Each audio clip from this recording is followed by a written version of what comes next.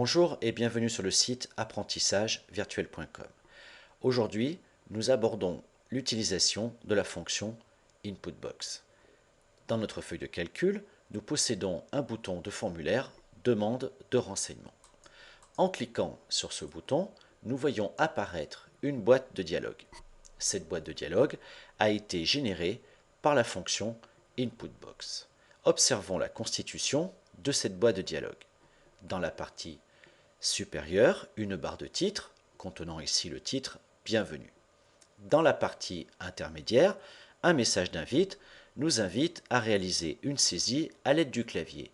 L'invite ici « Entrez votre prénom ». La partie inférieure contient la zone de saisie. Actuellement, cette zone de saisie affiche une valeur par défaut, ici la valeur Jean. Enfin, la boîte de dialogue contient le bouton OK annuler permettant d'affirmer ou d'infirmer notre saisie. Ici, cliquons sur le bouton OK. Essayons de comprendre ensemble comment a pu être programmée cette fonction InputBox. Nous allons, grâce au menu contextuel du bouton de formulaire, accéder au code de la macro. Le clic droit, la fonction affecter une macro, puis la macro étant sélectionnée, nous allons cliquer sur le bouton modifier. La procédure correspondant à cette macro-commande s'appelle bouton 1 clic. Clic étant l'événement qui engendre l'exécution de la macro-commande lorsque l'on clique sur le bouton 1. Le bouton 1 étant évidemment le bouton placé dans la feuille de calcul. Cette procédure est extrêmement simple. Elle ne contient que deux instructions. La création d'une variable prénom de type string, string indiquant que la variable prénom ne pourra contenir qu'une chaîne de texte, et l'affectation à cette variable prénom du résultat d'une fonction InputBox. Sur la ligne de commentaire, nous avons indiqué quels sont les éléments obligatoires ou optionnels de toute fonction InputBox. Le premier argument, message d'invite, obligatoire, nous permet d'indiquer le libellé de l'invitation. Ici, entrez votre prénom.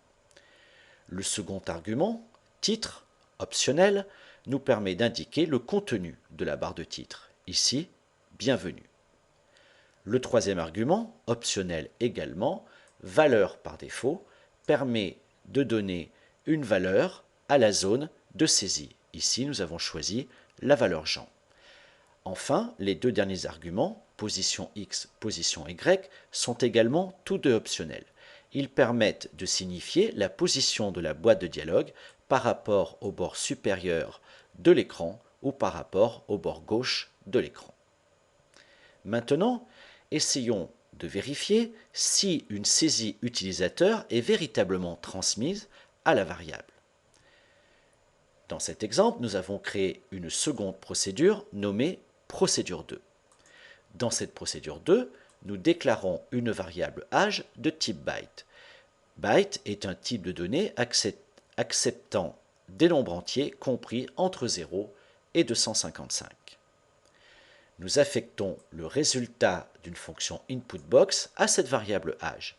Ici, nous demandons à l'utilisateur d'entrer son âge, la valeur par défaut étant 0. La position gauche et supérieure étant la même que dans l'exemple précédent. Nous avons simplement rajouté une sélection de la cellule A1, puis l'affectation à cette sélection du contenu de la variable âge.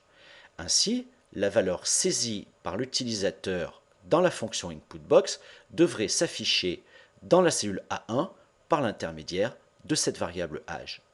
Pour en tester la bonne exécution, nous allons aller cliquer sur le bouton « Exécuter procédure ». La boîte de dialogue apparaît à l'écran. Nous saisissons une valeur, là par exemple la valeur 12. Cliquons sur le bouton OK pour valider la fonction. Nous allons maintenant fermer l'éditeur visuel basique et nous constatons que cette valeur a bien été transmise à la cellule A1. Nous pouvons donc en conclure que la fonction InputBox a pour objet de récupérer une valeur saisie par l'utilisateur, de la stocker dans une variable pour une utilisation ultérieure. Cette leçon est à présent terminée. Merci de l'avoir suivie et à bientôt pour une nouvelle leçon.